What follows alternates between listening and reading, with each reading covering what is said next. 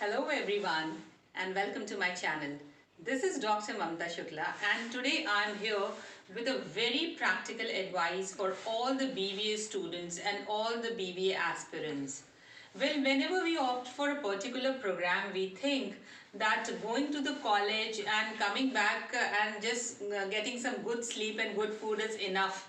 And at the end of the entire semester, we'll just cram a few concepts, we'll just vomit the few concepts, and that will be more than enough. We'll end up with a degree in BBA or MBA or whichever course we have opted for, and that will be more than enough for us. But to tell you the truth, the fact is just the reverse of it.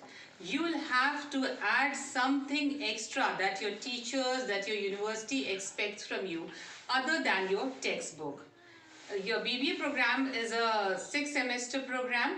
So all that you have to do is make a target of at least 2 projects and 2 live internship programs where you can enroll yourself and get a hands-on experience on some kind of practical training.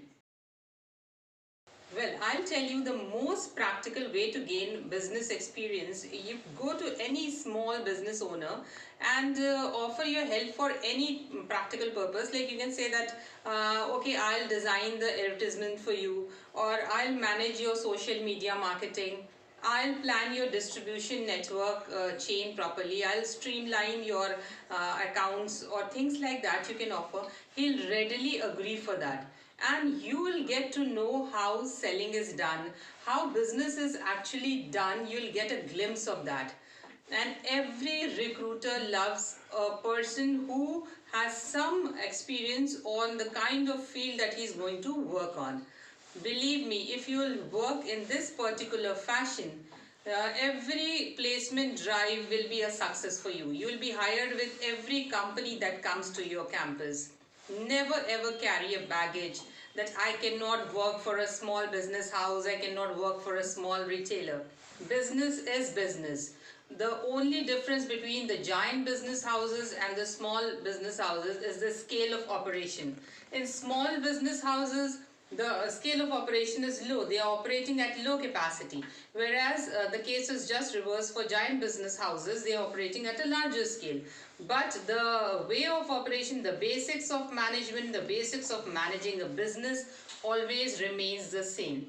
So make it a point that along with your textbook, along with your academics, you are going to have a particular field experience that will help you not only to grab a good placement, but also to make a place in your future workplace.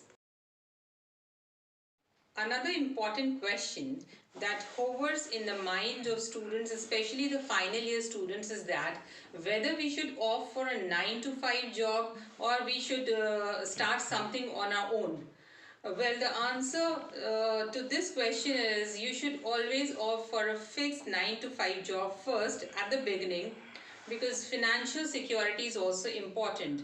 But other than working for 9 to 5, in addition to that, you can pursue your own passion, something you want to start up with. You can devote some time to it. Let it keep it on a shorter scale in the beginning, and when when your business starts growing and it reaches a point where it needs your 100% involvement, your 100% presence, then you can switch from your 9 to 5 job to your particular own business that you're going to set up.